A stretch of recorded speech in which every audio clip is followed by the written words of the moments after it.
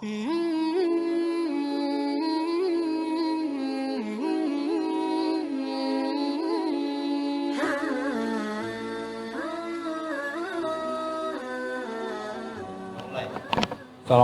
warahmatullahi wabarakatuh. A'udzubillahi minasyaitonirrajim. Bismillahirrahmanirrahim. Alhamdulillahirabbil alamin.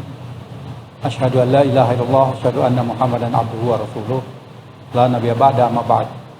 Alhamdulillah, sampai saat ini Allah masih memberikan kita nikmat untuk bisa melaksanakan puasa di siang hari dan tarawih di malam hari. Mudah-mudahan apa yang menjadi target daripada puasa kita akan dapat kita capai. Para jamaah, para pemirsa sekalian, ayat yang berbicara tentang Ramadan di dalam Al-Quran itu tidak banyak, hanya beberapa ayat, yaitu surat Al-Baqarah 183 sampai Al-Baqarah 186. Dari beberapa ayat itu ada 3 target yang akan kita capai. Yang pertama, Allah katakan dalam Al-Baqarah 183, ya ayyuhalladzina amanu kutiba alaikumusiyam kama kutiba alal ladzina min qablikum la'allakum tattaqun. Wahai orang-orang yang beriman, diwajibkan atas kalian berpuasa sebagaimana Allah mewajibkan orang-orang sebelum kalian agar kalian menjadi orang-orang yang bertakwa. La'allakum tattaqun, itulah target pertama kita. Yang kedua, Allah jelaskan di dalam Al-Baqarah 185. Syahrul Ramadan alladzi unzila fihil Qur'an hudal linnasi wa bayyinatin minal huda wal furqan faman syahida minkum syahra falyasum, dan seterusnya. Ujung ayatnya la'allakum tashkurun. Mudah-mudahan kalian termasuk orang-orang yang bersyukur. Target yang ketiga Allah jelaskan dalam Al-Baqarah 186-nya. Wa idza sa'alaka ibadi anni fa inni qarib ujibu da'wata da'i idza da'an falyastajibu li wal yu'minu bila allahum yarshudun. Kalau hambaku bertanya kepadamu Muhammad tentang aku, fa inni qarib, aku dekat, aku mengabulkan doa orang-orang yang berdoa kepadaku, perkenankan seruanku dan berimanlah kepadaku, la allahum yarshudun, mudah-mudahan mereka mendapatkan irsyad, mereka selalu dalam bimbingan Allah Subhanahu wa taala. Itulah 3 target yang akan kita capai dalam Ramadan kita kali ini. Kalau target itu tercapai, maka kemenangan yang kita harapkan, kemenangan hakiki, yaitu dimasukkan ke dalam surga dan dibebaskan dari neraka, niscaya akan kita capai. Sebagaimana doa yang selalu kita baca, yang selalu kita lantunkan di dalam malam-malam Ramadan. Asyhadu an la ilaha illallah astaghfirullah nas'alukal jannata wa na'udzubika minan nar. Kita mohon kepada Allah surga, dimasukkan ke dalam surga dan dihindarkan dari neraka. Atau dalam surat Ali Imran ayat 185 Allah katakan wa man zuhziya 'anil nar wa udkhilal jannah faqad faz. Orang-orang yang dihindarkan dari neraka dan dimasukkan ke surga, itulah orang-orang yang mendapatkan kemenangan. Nah, para pemirsa sekalian, target yang pertama kita adalah orang-orang yang bertakwa. Dalam ayat Al-Baqarah tadi, ayat 183, Allah menggunakan kata-kata kutiba. Ya ayyuhalladzina amanu kutiba alaikumusiyam. Wahai orang-orang yang beriman, diwajibkan atas kalian berpuasa. Kewajiban yang Allah bebankan kepada kita itu bukanlah dikarenakan Allah memaksakan kita dengan kekuasaannya. Maka Allah menggunakan kalimat kutiba, bukan wujiba, diwajibkan. Karena kalau wujiba Allah mewajibkan kita dengan kekuasaannya, tapi Allah menggunakan kalimat kutiba. Artinya, kewajiban yang Allah bebankan kepada kita itu disebabkan karena kita sendiri membutuhkan yang namanya puasa. Seandainya kita bukan orang Islam, seperti orang-orang di Amerika ataupun di Eropa, maka niscaya kita pun pasti akan melaksanakan puasa. Ya, sebagaimana yang dilakukan oleh mereka. Kalau mereka ada masalah-masalah dalam kesehatannya, begitu mereka konsultasi dengan pakar kesehatan, salah satu anjurannya adalah berpuasa. Atau ada seorang pakar kanker dari Amerika Serikat, dari rumah sakit Amerika Serikat, Dia menyelidiki mengapa kok orang-orang Timur Tengah angka penderita kankernya paling kecil. Di antara 100.000 orang hanya sekitar 90 orang. Sedangkan orang-orang di Eropa, di Amerika bisa mencapai 1.000 orang dari 100.000 orang. Setelah diselidiki, ternyata penyebabnya orang-orang Timur Tengah adalah orang-orang yang gemar berpuasa. Jadi itulah, maka sekalipun mereka bukan Islam, akhirnya mereka melaksanakan ibadah puasa karena kebutuhan dari fisik mereka. Bahwa para jamaah yang dimuliakan oleh Allah, di dalam Al-Baqarah 177, Allah memberikan indikasi, ciri daripada orang-orang yang bertakwa. Allah katakan dalam Al-Baqarah 177, laisal birra an tuwallu wujuhakum qibalal masyriqi wal maghrib. Walakinal birra man amana billahi wal yawmal akhir wal malaikah wal kitab wan nabiyyin wa atal mal ala hubbihi dzawil qurba wal yatama wal masakin wa ibnas sabil wasailin wa firiqah wa aqama shalah wa atu zakah wal mufuna bi ahdihim idza ahadu wasabirina fil ba'sa wa dharra wa hinal ba's ulaika alladzina shadaqu wa ulaika humul muttaqun. Allah katakan yang namanya muttaqun, yang namanya orang-orang bertakwa itu bukanlah laisal birra an tuwallu wujuhakum qibalal masyriqi wal maghrib. Bukan kau menghadapkan wajahmu ke barat atau ke timur. Walakinal birra man amana billahi wal yawmal akhir wal malaika wal kitab wan nabiyyin. Tetapi orang-orang yang bertakwa itu, yang pertama adalah orang-orang yang memahami tentang konsepsi rukun iman. Mereka beriman kepada Allah, kepada hari akhir, kepada malaikat, kepada kitab, dan kepada para nabi. Jadi orang-orang bertakwa adalah orang-orang yang betul-betul faham tentang masalah akidah, tentang masalah rukun iman. Artinya akidah mereka, tauhid mereka tidak terkontaminasi dengan kemusyrikan, sekecil apapun kemusyrikan itu. Maka untuk itu kita perlu terus mengevaluasi tentang tauhid kita, tentang akidah kita. Jangan sampai tercemar dengan kemusyrikan. Apalagi kemusyrikan ini seringkali dipromosikan, dipertontonkan di hadapan kita. Ya. Kalau ada apa-apa, misalnya kita sering lihat pasang sesajen, ada apa-apa kita panggil pawang, apakah pawang hujan maupun pawang yang lain. Atau kita cari kembang 7 rupa, kita masukkan dalam kendi dan lain sebagainya.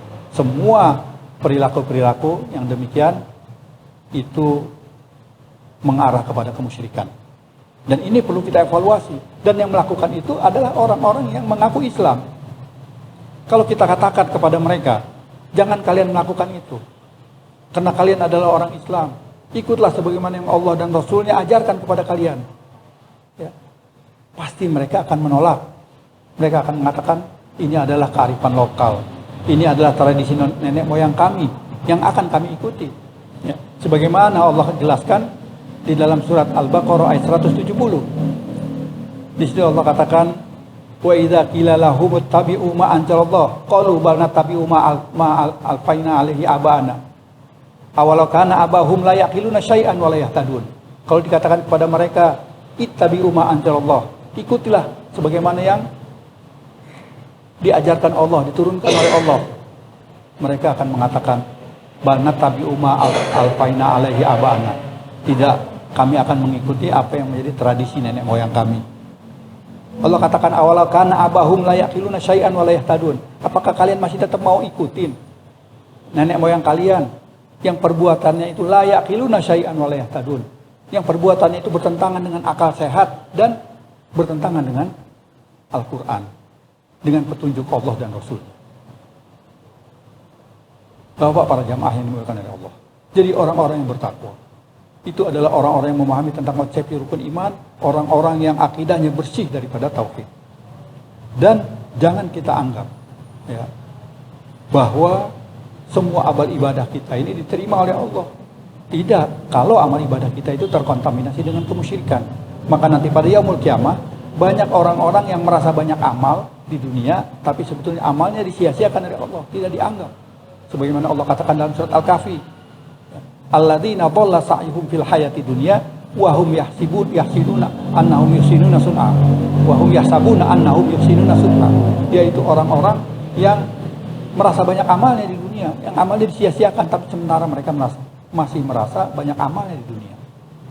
Karena dosa syirik ini adalah dosa yang paling besar, yang perlu kita harus jauhkan, kita hindarkan, kita dan keluarga kita. Karena Allah menerima amal itu bukan karena banyaknya, bukan karena manfaatnya, tapi terkontaminasi dengan kemusyrikan atau tidak. Dan nanti pada yaumul kiamah, orang-orang yang akan mendapat naungan Allah adalah orang-orang yang akidahnya, yang tauhidnya bersih daripada kemusyrikan. Yauma la yanfa'u malun wala banun illa man atallahu biqalbin salim. Yaitu pada hari di mana harta dan anak tidak bisa memberikan manfaat illa man atallahu biqalbin salim, kecuali orang yang datang menghadap Allah dengan hati yang bersih. Target yang kedua adalah, yang akan kita capai adalah la'alakum tashkurun. Mudah-mudahan kita termasuk orang-orang yang bersyukur. Allah telah memberikan kita nikmat yang sangat banyak sekali. Yang seandainya nikmat yang Allah berikan kepada kita itu kita hitung, Allah katakan la tuhsuha, pasti kita tidak akan mampu untuk menghitungnya. Umumnya kita hanya ingat kepada nikmat yang besar-besar. Nikmat Islam, nikmat iman, nikmat sehat, nikmat harta, nikmat anak, nikmat rumah, nikmat fasilitas yang lain. Tetapi sebetulnya banyak nikmat-nikmat Allah yang tidak kita sadari, ya, bahwa itu merupakan nikmat adalah sangat banyak sekali. Misalnya letak hidung kita, ya, Allah memberikan letak hidung kita, Allah memilihkan hidung kita ini di sini, itu merupakan satu nikmat yang tidak kita sadari. Kalau seandainya kita disuruh pilih tempat sendiri, pasti kita tidak akan menemukan di mana idealnya letak hidung kita ini. Itu baru letak. Belum lagi fungsinya, ya, yang bisa menarik napas tanpa ada kenop, ya, tanpa ada saklar, secara otomatis. Belum lagi oksigen yang kita hisap, Allah berikan gratis kita. Kalau seandainya oksigen yang Allah berikan kepada kita itu harus kita bayar, habis waktu kita itu hanya untuk cari uang bayar oksigen. Nah, Bapak, para jamaah yang dimuliakan oleh Allah, jadi banyak sekali nikmat yang Allah berikan kepada kita. Belum lagi ya, dosa yang kita lakukan itu tidak langsung dihukum oleh Allah Subhanahu wa taala, tapi dibiarkan, ditunggu sampai kita bertobat. Setelah kita bertobat, Allah ampunkan. Begitu besar nikmat Allah, dan itu perlu kita syukuri. Seandainya Allah memerintahkan kita berpuasa dan tidak memberikan kita ganjaran, ya, hanya diperintahkan saja, itu pun pantas kita lakukan. Karena kita yang menciptakan kita Allah, kita hidup di bumi Allah, rezeki kita dari Allah, semua fasilitas kita dari Allah. Misalnya kita diperintahkan untuk berpuasa tanpa diberikan balasan apa-apa, itu sangat pantas kita lakukan. Tetapi Allah tidak demikian. Allah memerintahkan kita, semua fasilitas kita dari Allah, tapi Allah juga masih memberikan kita balasan. Bahkan balasan kita tidak terbatas, sangat besar sekali, ya, yaitu dimasukkan ke dalam surga dan dihindarkan dari neraka. Kemudian target yang ketiga yang akan kita capai, yang sangat penting sekali, yaitu la'allahum yarsyudun. Mudah-mudahan kita selalu mendapatkan irsyad, selalu mendapat bimbingan Allah. Sebagaimana Allah katakan, wa idza sa'alaka ibadi anni fa inni qarib ujibu da'wata da'i idza da'an falyastajibu li wal yu'minu bi la'allahum yarsyudun. Kalau hambaku bertanya kepadamu Muhammad tentang aku, fa inni qarib, aku dekat, aku mengabulkan doa orang-orang yang berdoa kepadaku, dan perkenankanlah seruanku dan berimanlah kepadaku la'allahum yarsyudun. Mudah-mudahan kita selalu dalam bimbingan Allah, mudah-mudahan kita mendapatkan irsyad. Ramadan ini Allah mendidik kita agar betul-betul kita merasakan bahwa Allah ini adalah qarib, Allah dekat. Misalnya kita pada siang hari, ya, di mana sedang haus, panas terik, kerongkongan kita kering, kita sama-sama berwudu, ya. Kemudian kita tiba-tiba meminum sedikit air dari keran. Orang sebelah kita tidak tahu bahwa tadi kita barusan meminum sedikit air untuk membasahi kerongkongan kita. Tapi itu tidak kita lakukan. Mengapa? Karena kita yakin sekalipun orang sebelah kita tidak tahu, tapi Allah tahu. Karena Allah adalah qarib, Allah dekat. Begitupun kalau kita sebagai pedagang, kita akan menjual barang yang jelek. Ya. Pembeli kita tidak tahu, bahwa barang yang jelek yang kita jual atau yang kita masukkan atau kita campurkan, tapi itu tidak kita lakukan. Mengapa? Karena pembeli kita walaupun tidak tahu, Allah tahu. Allah dekat. Nah, rasa kedekatan ini dididik oleh Allah selama 1 bulan penuh. Agar kita betul-betul merasa bahwa Allah selalu mengawasi kita. Yang dalam hadis Rasulullah dikatakan, ihsan. Pada waktu Rasul ditanya, ya Rasulullah, ma huwal ihsan?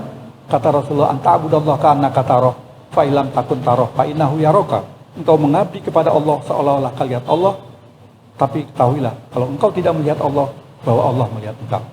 Inilah target yang akan kita capai. Kalau target ini dapat kita capai, mudah-mudahan kemenangan hakiki yang selalu kita lantunkan di dalam doa kita dalam bulan Ramadan. Asyhadu an la ilaha illallah astaghfirullah nas'alukal jannah wa na'udzubika minan nar. Kita dimasukkan ke dalam sorga, dihindarkan dari neraka. Atau di dalam Al-Imran 185 yang Allah katakan wa man zuhziya 'anil nar wa udkhilal jannah, yaitu orang-orang yang dihindarkan dari neraka dan dimasukkan ke sorga. Fakot pas, itulah orang-orang yang menang, yang orang-orang yang mendapat kemenangan. Maka insya Allah kalau target itu tercapai, maka apa yang Allah janjikan itu juga layak untuk kita terima. Nah, mudah-mudahan Bapak-bapak, para jamaah yang dimuliakan oleh Allah, apa yang menjadi target kita dapat kita capai dalam Ramadan tahun ini, dan mudah-mudahan Ramadan tahun ini adalah Ramadan terbaik yang kita lakukan bila dibandingkan dengan Ramadan tahun-tahun yang lalu. Demikianlah, lebih dan kurangnya saya mohon maaf. Assalamualaikum warahmatullahi wabarakatuh.